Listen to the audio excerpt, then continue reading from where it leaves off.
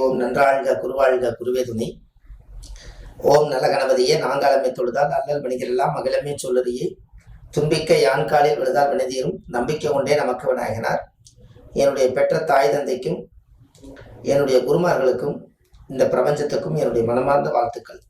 பாரம்பரிய திருவள்ளுவர் குல வம்சம் பிரசன்ன ஜோதிடர் சுப மாரிமுத்து திருப்பூரிலிருந்து இந்த ஆதிகால பரிகார வகுப்பு இன்றைக்கு சிறப்பாக நடைபெற உள்ளது. இந்த உலகம் பூரா முடக்கு தோஷத்தை பத்தி ரொம்ப பிரபலியமா இருக்காங்க. இன்னைக்கு இந்த முடக்கு தோஷத்தை பத்தி இன்னைக்கு நம்ம சொல்லலாம். இன்னைக்கு என்ன நட்சத்திரம்னு யாராவது சொல்லுங்க. சரி, இப்போ ஜாதகம் பார்க்க யார் வந்தாலும் முதல்ல ஆதி காலத்துல பாத்தீங்கன்னா நிறைய லக்கணம் கணிக்கணும். அந்த ஜாதக சூரிய அச்சாம்சத்தை எடுத்து லக்கணம் கணிக்கணும். அந்த லக்னத்துல இருந்து 2ஆம் இடத்துல என்ன கிரகம், 3ல் என்ன கிரகம், இப்படி 12 கிரகத்துக்குள் 12 ராசிக்குள்ள 9 கிரகத்தை அடைக்கணும். அதுக்கு மகாதிசை பிரிக்கணும், தசாபுத்தி எல்லாம் பிரிக்கணும். இப்படி எல்லாம் நிறைய விஷயங்கள் வச்சு தான் ஒரு குழந்தையோட ஜாதகத்தை கணிச்சு அதை வச்சு பலன் எடுப்பாங்க. அப்போ ஒரு குறுகிய காலத்துல இப்படியே பாரம்பரிய ஜோதிடமா வந்தது.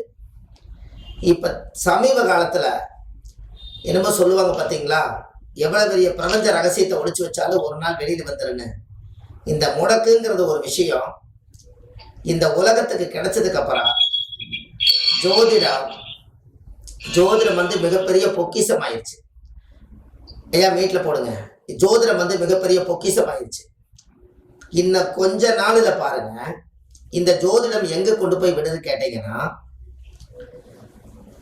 எல்லா வீட்லையுமே ஜோதிடர் ஒருத்தர் இருப்பாங்க. எல்லா வீட்டிலையுமே ஒரு ஜோதிடர் ஒரு வீட்டில் இருப்பாங்க.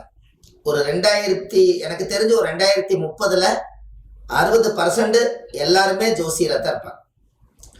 இந்த ஜோசியராக இருக்கிறதுனால என்ன நல்ல பலன் என்ன கெட்ட பலன் கேட்டீங்கன்னா, முதல் எல்லாருமே இந்த உலகம் பூராமே ஆன்மீகத்தில் இறங்கி இந்த வான சாஸ்திரத்தை தெரிஞ்சு வச்சுக்கிறது ரொம்ப ரொம்ப நல்லது. நம்ம ஜோசியரு நம்ம கிட்ட தான் வரணும், நம்ம சொல்றத போய் அவங்க பலன் அளிக்கணும் அப்படிங்கிறதெல்லாம் இல்லை. அந்த காலத்துல பெரியவங்க எல்லா வீட்லயும் இருந்து எல்லா வீட்லயும் ஒரு பஞ்சாங்கம் இருந்தது. அந்த கந்தை பார்ப்பாங்க. வருஷம் 11 பங்கு வரவு 4 பங்கு செலவுன்னு அந்த கந்தை பார்ப்பாங்க. அப்போ எல்லா வீட்லயுமே கிராமங்களை இன்னைக்கு ஊர் பரப்பளவு ரொம்ப ஜாஸ்தி ஆனதுனால நம்மளால வந்து ஜோதிட மக்கள் தொகை கம்மியா இருந்தது. வீட்டுக்கு வீடு பெரியவங்க இருந்தாங்க. அந்த பெரியவங்க இருந்ததுனால ஒரு பள்ளி விழுந்ததுன்னா ஒரு பஞ்சாங்கத்தை பார்த்து ஒரு விநாயகர் கோயில் போய் தண்ணி எடுத்து ஒரு அருகம்பேடு வச்சு ஊத்திட்டுவான்னு சொல்லுவாங்க. அதை ஒரு பரிகாரமா செஞ்சு நிவர்த்தி. இப்படியே பெரியவங்க எல்லாருமே இருந்தாங்க. இப்ப காலப்போக்கில் அந்த பெரியவங்களோட காலமெல்லாம் ஒரு தலைமுறை அழிஞ்சு இப்போ ஒரு 100க்கு 40% தான் இருக்காங்க. 60% பெரியவங்களே இல்லை. எல்லா காலம் போயிடுச்சு. அப்ப பெரியவங்க யாரு அப்படின்னா இந்த 40% தான் பெரியவங்க இருக்காங்க. ஒரு 70-80 வயசுல இன்னைக்கு ஒரு பாட்டி தாத்தாவை பார்க்கறது ரொம்ப ரேர். அவங்க எல்லாம் மகாபாரத ராமயானத்தை கையில் எடுத்து வச்சுக்கிட்டே அந்த காலத்துல இருப்பாங்க. ராமா ராமான்னு கூப்பிடுவாங்க, எந்திரிச்சா முருகாம்பாங்க. இப்படி எல்லாம் வந்து அவங்க அவ்வளோ அழகா கடவுளோடவே வாழ்ந்தாங்க எல்லாரும். அதனால கிட்டத்தட்ட 100 வருஷத்துக்கு மேல பூர்ண ஆயுள் வாங்கி போனாங்க. இன்னைக்கு பாத்தீங்கன்னா ரொம்ப ரேர், பெரியவங்களை பார்க்கறதே ரொம்ப ரேர். அப்படி இருக்கும் பட்சத்துல இந்த ஜோதிட உலகத்துல இந்த முடக்கு தோஷம்ங்கிறது அதுல என்ன கொடுத்துருக்குதுன்னு சென்டர்ல பாருங்க.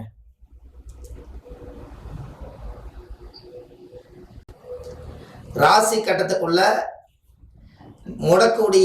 முடக்கு சமாச்சாரத்தை பத்தி நான் எழுதியிருப்பேன்.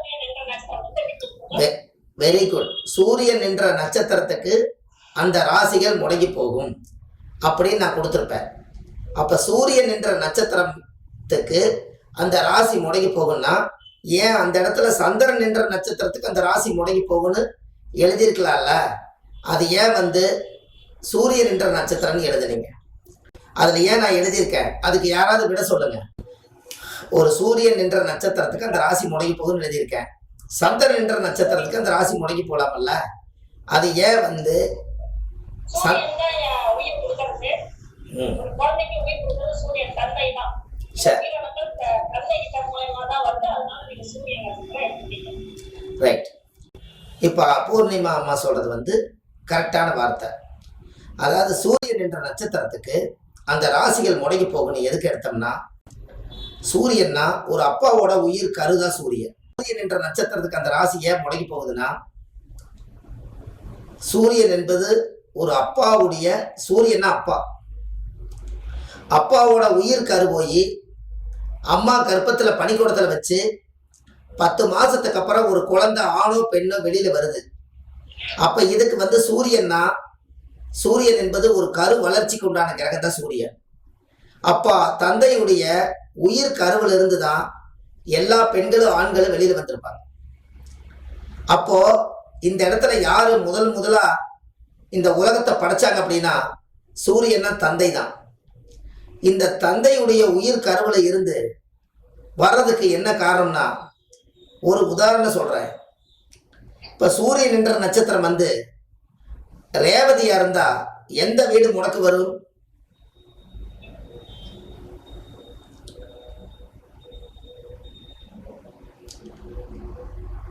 மேச வீடு முடக்கு வரும். மேசம் தானே? சிம்ம வீடா? நீங்க எதோ தப்பா சொல்லுவீங்களான்னு பார்த்தா ஒருத்தர் சவுண்ட் இல்லையல்ல. சரி. சிம்ம வீடு முடக்கு ஒரு உதாரணம். சிம்ம வீடு முடக்கு. இப்ப இவ்வளவு ஈஸியா புரிஞ்சுட்டீங்க. ரைட்டு. அந்த பேட்டர்ல என்ன கொடுத்துருக்குதுன்னா, நான் உங்களுக்கு அதுக்கப்புறம் சொல்றேன். அப்போ ஒரு தந்தையோட உயிர் கருவிலிருந்து ஒரு குழந்தை வெளியில வரும்போது சூரியன் என்ற நட்சத்திரம் எந்த நட்சத்திரமோ அந்த நட்சத்திரம் தான் யார் ஜாதகத்தில் இருந்தாலும் சரி. யாராவது சூரியன் என்ற நட்சத்திரம் உங்களுக்கு யாராவது தெரியுமா? உங்களுக்கு தெரியல. யாராவது சூரியன் என்ற நட்சத்திரம் சொல்லுங்க.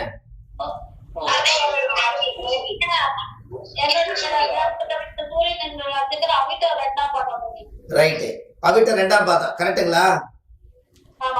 யாருமா பேரு? பூங்கொடி அம்மா. இப்ப வந்து அவங்களுக்கு ஒண்ணு இல்ல, அவங்களுக்கு சூரியன் என்ற நட்சத்திரம் வந்து அவிட்டம்னு சொல்லிட்டாங்க. கரெக்டா? அவிட்டத்துக்கு எந்த வீடு முடக்கு வரும்? துளாராசி முடக்கு வருமா? உங்களுக்கு என்ன லக்கணம்மா? மேச லக்கணம். லக்கணத்துக்கு 7ஆம் இடம் முடக்காமா? அவ்வளவுதான்.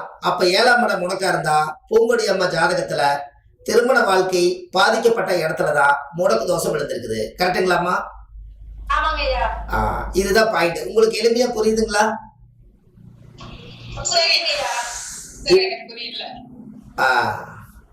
அம்மா சூரியன் என்ற நட்சத்திரம் வந்து உங்களுக்கு சூரியன் என்ற நட்சத்திரம் வந்து அவிட்டம்னு சொல்லியிருக்காங்க. அவிட்டம் வந்து நீங்க பேட்டர்ல என்ன காமிக்குது?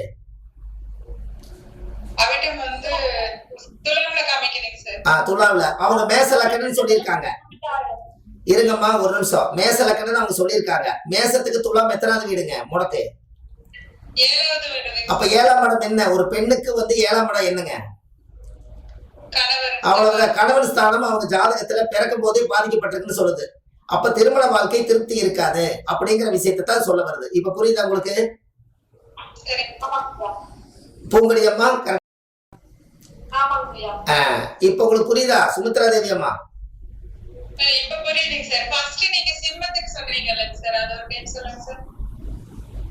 இல்ல இல்ல அதை விட்டுருங்க. நீங்க இப்ப விஷயத்துக்கு நேரம் வாங்க. இந்த அம்மா அவிட்ட நட்சத்திரம் சொல்லிட்டாங்கல்ல.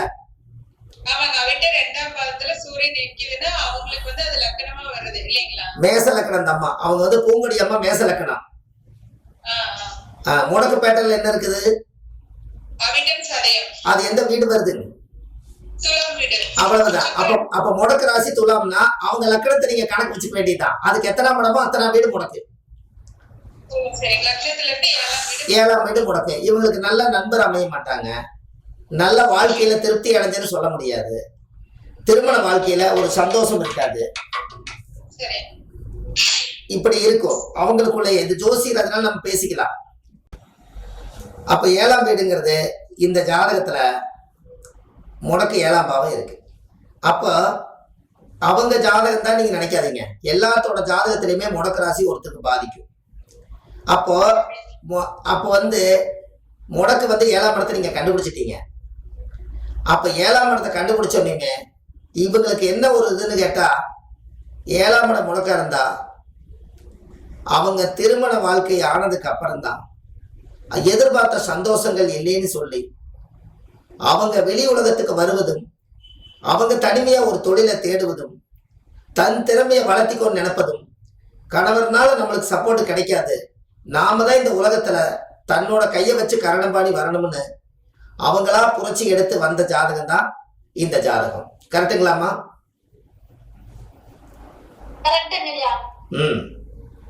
அப்போ அவங்களுக்கு பலம் வந்து ஆண்களுடைய பலம், வீட்டுக்காரருடைய பலகம் வந்து அந்த 7ஆம் பாவம் முடக்கா இருந்தா இதுதான் பிரச்சனை. இப்ப யாராவது ஒருத்தரோட ஜாதகம் வந்துச்சுன்னா என்ன லக்னம்னு பாருங்க, சூரியன் என்ன நட்சத்திரத்தை நிக்குதுன்னு பாருங்க, சூரியன் என்ற நட்சத்திரம் எந்த வீடு முடக்குன்னு பாருங்க, அது அவருடைய பிறந்த லக்கணத்துக்கு அது எத்தனாவது வீடுன்னு பாருங்க, அத்தனாவது வீடு முடக்கு, அதை மைனஸ் சொல்லி பாருங்க, அக்யூரேட்டா இருக்கு. எப்படி? சரி, சூரியன் இருந்து போறாரு, சூரியன் நட்சத்திரம் சொல்லுங்க. சூரியன் என்ற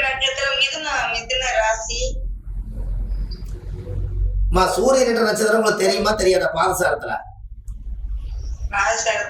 அது தெரியாதுன்னா விட்டுருங்க, அது தெரியாதுன்னா விட்டுருங்க. 8ல சூரியனுக்கு எல்லாம் கணக்கு இல்ல. இத பெரிய இது இந்த படிப்பை புடிச்சுக்கிட்டீங்கன்னா வேற லெவல் இல்ல. யாருது? பூர்ணியமா? பூர்ணியமா என்ன நட்சத்திரம்? சூரியன்ன்றது உத்திராட நட்சத்திரமா? உத்திராடத்துக்கு வந்து உங்களுக்கு விருச்சிக வீடு முடக்கா? நானே சொல்றேனே, பார்க்காமலே சொல்றேனே, எனக்கு மனப்பாடா. உத்திராட நட்சத்திரத்துக்கு விருச்சிக வீடு முடக்க. பூர்ணியமா என்ன லக்னம்? மகர லக்னத்துக்கு 11ஆம் இடம் முடக்கா? செவ்வாய் வீடே முடக்கு. செவ்வாய்னா வீட்டுக்காரருடைய பலகீனம். புனர்பூச நட்சத்திரம் வந்துச்சுன்னா ரிஷபம் முடக்கு. நீங்க என்ன சொன்னீங்க? லக்னத்துக்கு 8ஆம் இடம் முடக்காமா? அவ்வளவுதான். 8ஆம் இடம் மாங்கல்யம் முடக்கு. பேருக்காக நீங்க வாழ்ந்துக்கலாம், கடவுளை தான் கெட்டியா பிடிக்கணும். கரெக்டா?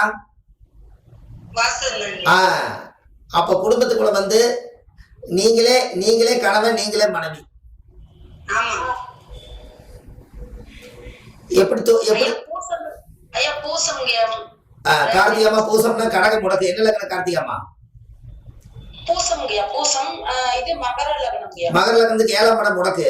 வீட்டுக்கார கல்யாணம் பண்ணி வச்சுக்கலாம் வீட்டுல, ஆனா கல்யாணம் பண்ணி வச்சாலும் ஏதோ ஒரு சின்ன ஒரு மன திருப்தி இல்லைங்கிறது வந்து வந்துகிட்டே இருக்கும் பாருங்க வீட்டுக்குள்ள. யாருக்கு? கார்த்திகை அம்மாவுக்கு புனர்பூச நட்சத்திரத்துக்கு அதிபதி சந்திரன், 7ஆம் வீடு. இருங்க ஒரு நிமிஷம் இருங்க. புனர்பூசம் வந்து எங்க விழுகும்? 7ஆம் வீடு தானே விழுகும். கார்த்திகை அம்மா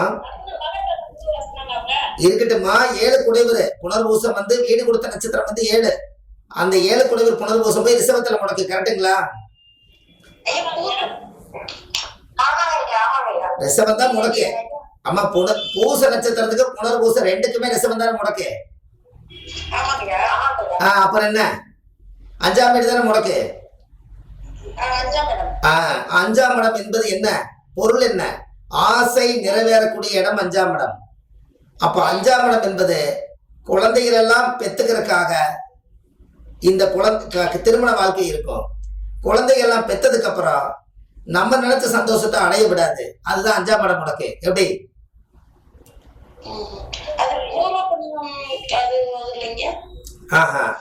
இந்த மாதிரி 5ஆம் இடம் முடக்கு இருந்தா குழந்தை கொண்டு போய் தத்து கொடுத்துட்டு வந்துட்டீங்கன்னா முடக்கு தோசை நிவர்த்தி ஆயிரும். எப்படி? தத்து கொடுத்துருவாங்க.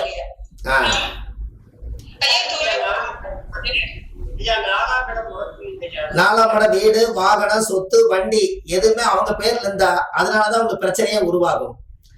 வீட்டுலதான் பிரச்சனை அதிகமா உருவாகும். இப்படி 4ஆம் இடம் முடக்கா இருக்கிறவங்க வீட்டுல இருக்க விட வாடகை வீட்டுல போய் இருந்தாங்கன்னா பிரச்சனை குறைஞ்சிடும்.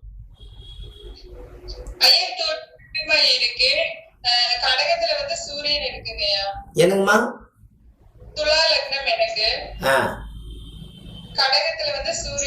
கடகத்துல சூரியன் இருந்து போதுமா? சூரியன் நிக்கிற நட்சத்திரம் எது பாதசாரத்துல? சூரியன் நிக்கிறது வந்து இப்ப முடக்கு தோஷத்துல பாத்தீங்கன்னா கிருத்திகை ரோகிணின்னு ஆமா அது இல்ல, உங்க ஜாதகத்துல சொல்லுங்க. என்னோட ஜாதகத்துல உங்க- சூரியன் உங்க ஜாதகத்துல சூரியன் வந்து பாதசாரத்துல சூரியன் எந்த நட்சத்திர பாதத்துல இருக்கார்? தெரியலைங்க சார். அது நீங்க அடுத்த வாரம் சொல்லுங்க. Okay sir. அடுத்த வாரம் சொல்லுங்க, உங்களுக்கு அது வந்து எல்லாம் எப்பவுமே இந்த பாதசாரத்தை வச்சுக்கோங்க. ஐயா எனக்கு சூரியன் வந்து பூசத்துல இருக்கு. பேர் சொல்லுங்க. தனுசு லக்னம், சூரியன் வந்து பூசத்தினுடைய. பூச நட்சத்திரம் வந்து ரிஷப வீடு முடக்கு, தனுசு லக்னத்துக்கு 6ஆம் வீடு முடக்கு. கரெக்டுங்களா ஐயா? எனக்கு பேட்டனே இல்லையா? இல்ல அது பாருங்க இருங்க, உங்களுக்கு நான் அனுப்புறேன். 6ஆம் வீடு முடக்கு, 6ஆம் வீடு முடக்கு. ஐயா சேலத்துல இருந்து பேபி தனுசு லக்னம், சூரியன் வந்து மக நட்சத்திரத்துல 4ஆம் பாதத்துல நிக்கிறாங்க ஐயா. மக நட்சத்திரத்துக்கு மேச முடக்கு, தனுசு லக்னத்துக்கு 5ஆம் இடம் முடக்கு. கரெக்டுங்களா? ஆமாங்க ஐயா. இப்படி டக்குன்னு நீங்க தூக்கணும். அந்த பேட்டர்னை மனப்பாடம் பண்ணி வைங்க. ஆச்சு உச்சும் எப்படி படிச்சிருப்பீங்களோ அது போல அந்த பேட்டர்ன் உங்களுக்கு எவ்வளவு ஈஸியா கொடுத்துட்டு பாருங்க. முடக்க கண்டுபிடிக்கிறதுக்கு எத்தனை நட்சத்திரம் நீங்க எண்ணி வரணும். விரல் விட்டு, இந்த விரல் விட்டு. சொல்லுங்க ஐயா. ஐயா மீன லக்னம் ஐயா. சூரியன் வந்து உத்தராடத்துல இருக்காங்க ஐயா. உத்திராடம் இருந்தா உத்திராடமா இருந்துச்சுன்னா விருச்சிக முடக்கு. விருச்சிகம் இருக்குங்களா? சரிங்க. என்ன லக்னங்க? மீன லக்னம் ஐயா. மீன லக்னத்துக்கு 9ஆம் இடமே முடக்கு. கரெக்டுங்களா? இந்த 9ஆம் இடம் முடக்கு இருக்கிறவங்களுக்கு என்ன பிரச்சனைனா, 9ஆம் இடம் தான் கடவுள். 9ஆம் இடம் தான் கடவுள், கோயில், தர்ம, தானம் எல்லாமே. இவங்க வந்து 9ஆம் இடம் எப்ப கோயிலுக்கு போயிட்டு வர்றாங்களோ அதுல இருந்து பிரச்சனை ஸ்டார்ட் ஆகும். சரிங்க. அப்போ இந்த முடக்கு தோஷத்தை நிவர்த்தி பண்ணா தானே நீங்க நல்லா இருக்க முடியும். ஆமாங்க. இப்ப உங்களுக்கு புரியுதா? முடக்கு தோஷம் 9ஆம் இடம் என்பது சாமி வீட்டுக்கு விட்டு வாசப்படியிலே நிக்க வீட்டுக்குள்ள வராது. அப்ப முடக்கு நம்மளே லாக் பண்ணி வச்சுக்கிறோம். அப்ப இதெல்லாம் யாரு கொடுத்த கர்மான்னு நல்லா தெரிஞ்சுக்கங்க. அப்பா வந்து நம்மளுக்கு உயிர் கருவிலிருந்து உருவாகும் போது கொடுத்த கர்மா தான் சூரியன் என்ற நட்சத்திரம் முடக்கு கர்மா. அப்பாவுடைய சொத்து பிள்ளைக்கு தானா, அப்பாவுடைய பாவம் பிள்ளைக்கு தான். கரெக்டுங்களா? இப்போ அப்பா என்ன பண்ணிடுறாருன்னா, அம்மாவோட கர்ப்பத்துல போய் உயிரை உருவாக்கி நமக்கு டிரான்ஸ்ஃபர் பண்ணிடுறாரு. அந்த டிரான்ஸ்ஃபர் பண்ணின கர்மாவை இப்ப நாம கருவுல இருந்து வெளியில வந்து இப்ப நாம சுமந்துகிட்டு இருக்கிறோம். இந்த இடத்த சரி பண்ணாம நாம ஜாதகத்துல செவ்வாய் தோஷம், நாகதோஷம், மாங்கலி தோஷம்னு சொல்லி வாழ வேண்டிய வயசுக்கு இப்ப பாத்துக்கிட்டு உட்காந்துருக்கோம். அப்போ ஒரு தந்தையோட கர்மாவை கண்டுபிடிச்சு ஆரம்ப காலத்திலேயே அந்த தந்தையோட கர்மாவுடைய முடக்கு தோஷத்தை சுத்தப்படுத்திட்டா உங்க ஜாதக அசுர வளர்ச்சிக்கு போகுமா போகாதா? அப்ப அதை கண்டுபிடிக்கணும்ல நம்ம. கரெக்டுங்களா? இப்ப அதுக்கு தான் உங்களுக்கு இந்த முடக்கு தோஷத்தை பத்தி சொல்லி கொடுத்தேன். ஒரு சின்ன கட்டம் போடுங்க, ஒரு ராசி கட்டம் போடுங்க, உங்களுக்கு முடக்கு கிளியரா சொல்லி கொடுக்குறேன்.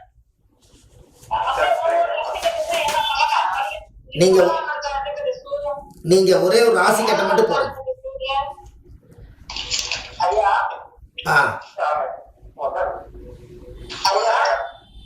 ஐயா சொல்லுங்க.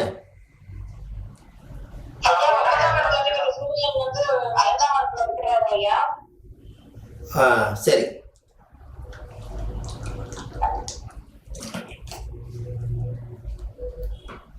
இல்ல நான் என்னங்கிறேன்னா, இப்போ ஒரு ஆயிலி 4ஆம் பாதத்துல இருந்தா சிம்ம வீடு தானே முடக்கு, ஆயிலி நட்சத்திரத்துக்கு. அப்ப சிம்மத்துக்கு லக்கணத்துக்கு 11ஆம் இடம் தானே முடக்கு. உங்களுக்கு கூட பிறந்த மூத்த சகோதரி இருக்காங்களாமா? சரியா போச்சுங்களா? 11ஆம் இடம் தானே மூத்த சகோதரி. சகோதரன் தம்பி ஒருத்தர் இருந்தாரு, அவர் இல்ல. இன்னொரு தம்பி இருக்காரு, இளைய சகோதரன் இருக்காரு. மூத்தவர் எனக்கு இன்னொரு தம்பி இல்ல. இங்க பாருங்க, இந்த ஜாதகத்துல இவங்க வந்து சுமித்ரா தேவி அம்மா சொல்ற விஷயத்தை நீங்க கவனிச்சீங்களா? அவங்களுக்கு வந்து துலா லக்கணம். துலா லக்கணத்துக்கு அவங்களுக்கு முடக்கு எங்க விழுகுதுன்னா ஆயிலி நட்சத்திரத்துலதான் சூரியன் என்ற நட்சத்திரம் பிறந்திருக்குது.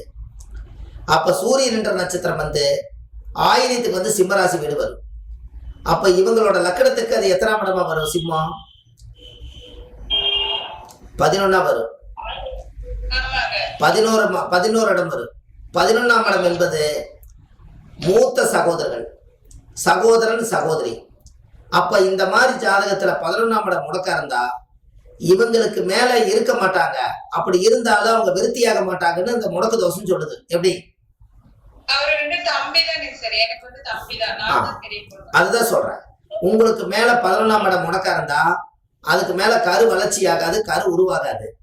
அதைத்தான் இந்த மாதிரி ஜாதகக்காரர்கிட்ட மூத்த சகோதரியை சோதிச்சு கேட்டாங்கன்னா, மூத்தவங்க எத்தனை பேர் இருக்கிறாங்கன்னு கேட்டாங்கன்னா, அந்த ஜாதகத்துக்கு 11ஆம் இடம் முடக்கா இருந்தா மூத்தவங்க அதுக்கு மேல இருக்க மாட்டாங்க, அப்படி இருந்தாலும் உங்களோட உறவு வச்சுக்க மாட்டாங்கன்னு சொல்லலாம்.